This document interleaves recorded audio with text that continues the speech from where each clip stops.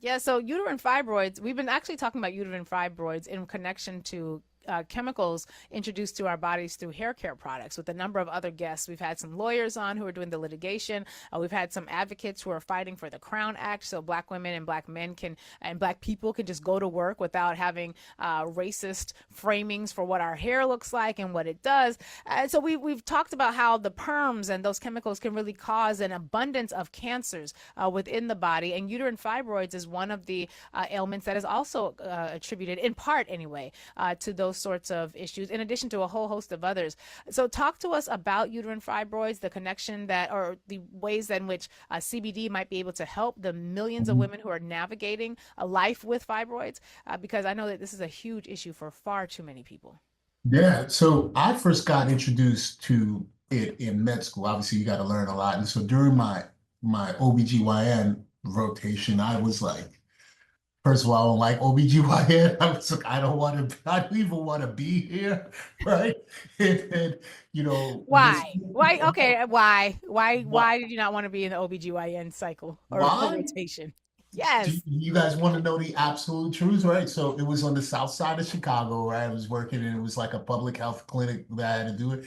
And a lot of the people that presented there were in really poor health. And so it was like, it wasn't like maintenance. It was more like, this is really bad, right? So you're like, this is Extremes. like, Yeah. where, yeah, it was extreme cases. And it was like, oh, you know what I'm saying? So it was like, I really don't want to do like this is not what I don't even want to do this, right? So it was like extreme cases of people who were like, in poor health and it was like, all right, we gotta do something or else Yeah. there was some really bad cases there. So Wow. I was like, it was always something new. So when I started doing my interventional radiology and we did a number of hysterectomies. So they was giving out hysterectomies left and right over there at this clinic, right? So I didn't know that there was another option for treating. That's all I knew was like, oh, these women were coming in with fibroids and they were like, yeah, we'll cut them out. Right. So it was like, some people, oh, I want to have children. They were like, well,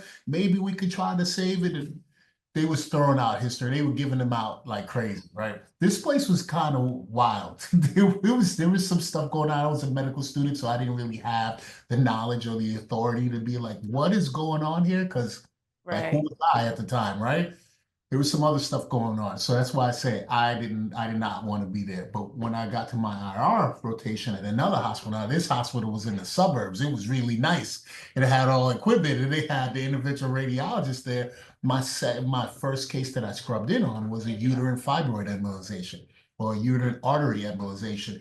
And I So you were remember preparing saying, to cut it out. You were preparing to do a yeah, hysterectomy. I was like, what exactly is that? Right? He was like, yeah, we're gonna go in, we're gonna cut the blood flow off to the fibroid, it'll shrink and then eventually wither away, and there's no, and she can still have it. I was like, what? Like, well, they See? was right. And my attending physician at the time, he said jokingly, but I know he meant it. He was like, only barbarians do hysterectomies for fibroids. That's what he said, right? So I remember, and the crazy thing Wow. that it was a black woman, it was a sister. It was like, it was a Jamaican lady, and she had found because they had offered her a hysterectomy, and she was like, I don't want it. And so she had found the interventional radiologist and so we did the case, and she was out of the hospital the next day. Her major thing was that she had some cramping because you cut the blood supply or something, it's going to start kind of throbbing because it's dying, it's losing its blood supply. And then she was out the next day. We kept her overnight, just for pain management, and she was gone. And I was like, this is crazy. I was like, there's no way that You this know is an what? They are barbarians, though. option. They I are was like, they are barbaric. That you yeah. would do that to primarily, I'm sure, poor black With women. black women, Uh, yeah, it was for black women. Right. There was You a lot are, of they stuff are going barbarians. They are in the on. J. Mariam Sims tradition of barbaric gynecological practices. So you Yeah. actually just laid out for us why universal health care is a thing that we should have. And you just laid out for us what racism in healthcare actually looks like, Yeah, what that's exactly classism in right. healthcare What actually looks classism? like. Because the poor inner city hospital, there was one option, and it was like that's it. And a lot of it was very kind of patriarchal. So even if the woman had objections, it would be like, we know better. And a lot of these women, feel powerless, and they're like in this situation, and it's like, I gotta go with what you guys say, right? And then you go out to the suburbs and it's like this nice facility and they got these, super specialists and they're like, absolutely not. We don't do nothing like that. Are you crazy? And and No then way. and That so go ahead. no, go ahead, go ahead. And so that was like, I remember thinking to myself, like, this is crazy. Like, why are they doing that over there? Like, you could do this. And so that was the first time that this got on my radar. It was the first time that it got on my radar. I actually went home that night and started reading about it because I was like, I've never heard of this. What we did today, I never heard of it, right? So I wanted to read up on it and then like the treatment options. And I was like, oh my God, this has been a thing. And I never heard of it. And I remember thinking to myself, I wonder how many people have never heard of this. To this day, I kid you not, last year, my best friend, one of my best friends, his girlfriend was going in for surgery, and he was like, "You gotta talk to Dr. Damas. You got because I'm pretty sure he used to do a bunch of this stuff." So I was talking to her, and I was like, there's an option for you." And she's like, "I never heard of that."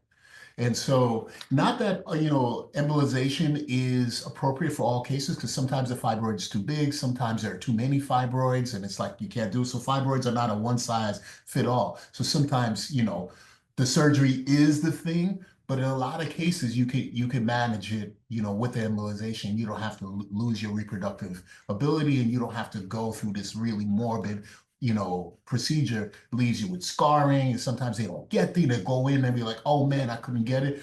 And so I had another woman that I was dating for a short amount of time. She had it. She was in Alabama and she was trying to find somebody. And I was like, do not let them cut you open, right? Go find yourself an interventional radiologist, get all your studies, your MRIs, your ultrasounds of your abdomen, see how many fibroids you have, and then see if that's a treatment option. Because you don't want to go under the knife, right? And so, You know what's crazy to me is that had you stayed in that inner city hospital with that level, you would today might still not know that there are other options. So it's yeah, not even just the harm perpetuated against the patient, it's also the harm perpetuated within the medical community, where only the people who are lucky, and I'm putting that in air quotes, lucky enough to get into a space that has a more suburban set of yeah, economic resources, that you would have even have known that that happened. And I'm okay if surgery is the answer after we've gone through every other option, but to have reached a decision to go to surgery and you never even told me about other options,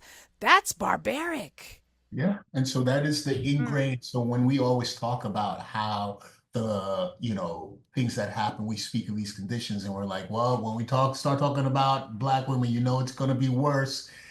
These are Yeah, the kind of this things is that one are of them. just like systemic, and there's nothing we can do about it, right? You live geographically, you're locked in where you are. So you have access to what's close to you. You've got to have means to get away from that, right? So you're going to take what you can get. That's all that you can get.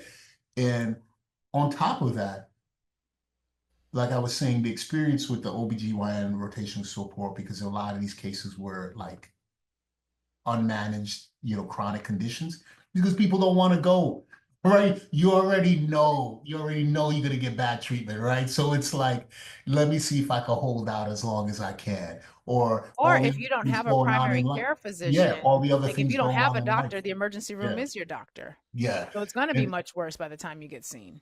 exactly. And so, it's been a thing that I've been advocating for in terms of, I have a couple of groups that I volunteer for, that are fibroids associated, because through this cannabis thing, I've come to find out that we can use cannabis and CBD to help manage some of the conditions, some of the symptoms and things that come along with it, as it pertains to the heavy cramping and discomfort that the fibroids present, right? Because it could be really debilitating for some people. Right. So I So see here in the article that you posted for this today, and we're gonna tweet this out. You describe uterine fibroids as non-cancerous growths that develop in or on the uterus. They range in size, and but you have a variety of symptoms here. You say they can present with heavy menstrual bleeding, pelvic pain or pressure, frequent urination, constipation, pain during intercourse. This can be completely debilitating for people. yeah, correct. So it Mm. affects your quality of life in a number of ways. Not only so, it can even affect your ability to conceive or or maintain a pregnancy because of the size and location of it, right? So it can actually take up so much space. Like I said, there's some fibroids that are as large, it's like the size of a baby. You might see some women, I've seen women who've had distended abdomens, and it's like, no, I'm not pregnant. That's my fibroid, and like, that's what it is. Um, so it affects life in a number of ways. So when we talk about like, the pelvic pain or the pressure or the pain during intercourse, right? These are things that CBD can help with. When we talk about the constipation, if the constipation is secondary to the use of pain relievers like opioids, which slow down your gastric motility, this is another thing, right? So if you're using these strong medications to deal with the pain and the discomfort, and that's causing some constipation, you could also get constipation from, obstruction and pressure. But if you're using something to manage your conditions that's causing that, you can replace it with something a little more natural, right? And then, like we said, we're finding out that all these things that we've been using on our body and on our hair and our skin can be contributing to it. So a lot of people, a lot of the women that are now coming to me for help with that are like, I want something natural. Like I already know, I've accepted the fact that there's toxins out there that may be contributing to this. I don't want to do anything that could be potentially introducing more toxin and some more chemicals into my system. Is there something natural that could help me manage this? The cramps are killing me. I can't sleep. I can't walk. I can't work out. I can't, be intimate. I'm in a bad mood all the time, right? And so, is there something more natural? I'm like, yeah, it won't shrink the fibroids, it will not cure it, but it will help you in terms of managing some of the symptoms and managing some of the side effects of some of the medications that you're using. Wow. So you've already answered one of my questions, which was, can cannabis be used to shrink fibroids? So you've already said that that's not the case. These things cannot be used to shrink fibroids, which is unfortunate. You sure it ain't no terpenes or cannabinoids? I know we got the Yeah, D9 or the D8, or I, I'm sorry, the I, Delta. I said D9, I, Delta we, 8, Delta. We got all the the like. You sure D9 they ain't one of definitely them? is strict. No, Ain't there's one of not, them there's components not, able to shrink uh, this thing? I was looking for it. I actually was. So I will tell you, that's a good question. I was researching, I was looking for any available research. There is nothing. And this is all new with the legalization. So allowing research to be conducted in that manner with cannabinoids is still kind of, very young here. So there's not any research that would support that at the moment, right? But if there ever is, I'm gonna be up on them. I'm gonna put y'all on to Hey, check this Dr. out. Damas, that finds it. You know, That's right. but yeah, so like we said, like, Black women are 2 to 3 more times likely than white women to develop fibroids.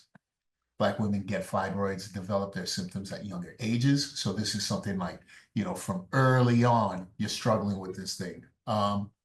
And then, like we always talk about, all the environmental factors and all the other things that, we have to deal with as a people, and specifically Black women, um, exacerbates the whole situation. So access to care, pain management, right? So you come in and say, man, these things are killing me. Like my period is killing me. I can't take it. And they're like, nah, you got it, sister. Stay strong. It's like, no, Yeah. I don't got it. That's why I'm here. Right. I'm Well, no, literally but here telling. our racist belief in your super powerful nerve endings is going to convince us that you got it. Like you Yeah, definitely got it. it's like I don't got it. I do Right. not got it. And so, you know, Got and I it want to don't be have each able other. to make sure that we give people options to kind of help manage it a little bit, and not only just looking, as we always say, not only looking at cannabis or CBD as like the silver bullet, but part of a whole holistic thing, which is changing the way that you take care of your hair and changing the products that you take, you put in there, changing the kind of food that you eat. So it says like, there's some research that says decreasing red meat intake can help with that, Heard of that. right?